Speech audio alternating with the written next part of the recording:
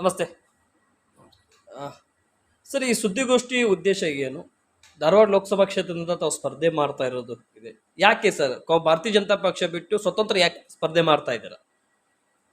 ಭಾರತೀಯ ಜನತಾ ಪಕ್ಷದಲ್ಲಿ ಇವತ್ತು ಸಾಕಷ್ಟು ಪ್ರಾಮಾಣಿಕತೆ ಇರತಕ್ಕಂಥವ್ರಿಗೆ ಎಲ್ಲೋ ಒಂದು ಕಡೆ ಅನ್ಯಾಯವಾಗ್ತಾ ಇದೆ. ಒಂದು ಸಾಮಾಜಿಕ ನ್ಯಾಯ ಅಂತಕ್ಕಂಥದ್ದು ಎಲ್ಲೂ ಕೂಡ ಕಾಣ್ತಾ ಇಲ್ಲ.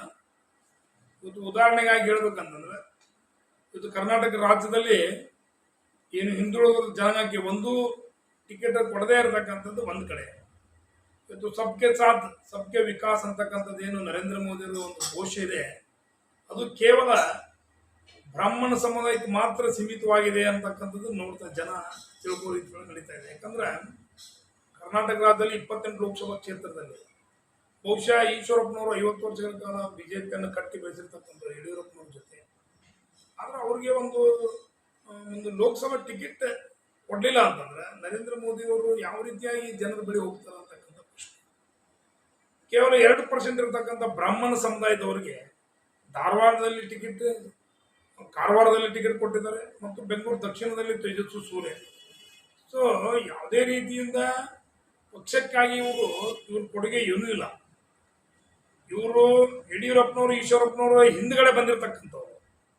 ಇವತ್ತು ಪ್ರಹ್ಲಾದ್ ಜೋಶಿ ಅವರು ಈದ್ಗಾ ಮೈದಾನ ಹೋರಾಟದಲ್ಲಿ ಭಾಗವಹಿಸಿರ್ತಕ್ಕಂಥವ್ರು, ನಾವು ಅವ್ರ ಜೊತೆ ಭಾಗವಹಿಸಿರ್ತಕ್ಕಂಥವ್ರು.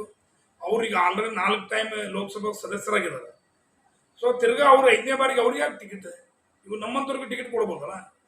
ಸೊ ಈ ಒಂದು ಧೋರಣೆ ಇವತ್ತು ನರೇಂದ್ರ ಮೋದಿ ಅವರು, ಅಮಿತ್ ಶಾ ಅವರು ಎಲ್ಲೋ ಒಂದ್ ಕಡೆ ಎಲ್ಲ ಬೇರೆ ಬೇರೆ ಸಮುದಾಯಗಳನ್ನ ತುಳಿದು ಅವ್ರು ರಾಜಕಾರಣ ಮಾಡ್ತಾ ಇದ್ದಾರೆ ಅಂತ ಜನ ಮಾತಾಡ್ತಾ ಇದ್ದಾರೆ. ಸೊ ಈ ಧೋರಣೆ ವಿರುದ್ಧವಾಗಿ ಇವತ್ತು ನಮ್ಮ ಸ್ಪರ್ಧೆ.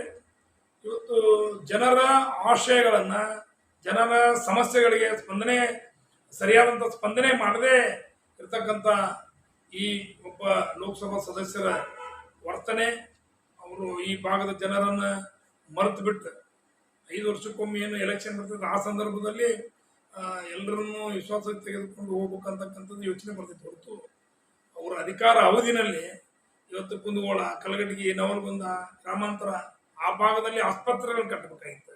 ಆ ಭಾಗದಲ್ಲಿ ಯುವಕರಿಗೆ ಸ್ಪೋರ್ಟ್ಸ್ ಗ್ರೌಂಡ್ಗಳನ್ನ ಕಟ್ಟಬೇಕಾಗಿತ್ತು. ಆ ಭಾಗದಲ್ಲಿ ವಸತಿ ಸ್ಕೂಲ್ಗಳನ್ನ ಕಟ್ಟಬೇಕಾಗಿತ್ತು. ಆ ಭಾಗದಲ್ಲಿ ಗೌರ್ಮೆಂಟ್ ಕಾಲೇಜ್ಗಳನ್ನ ಕಟ್ಟಬೇಕಾಗಿತ್ತು.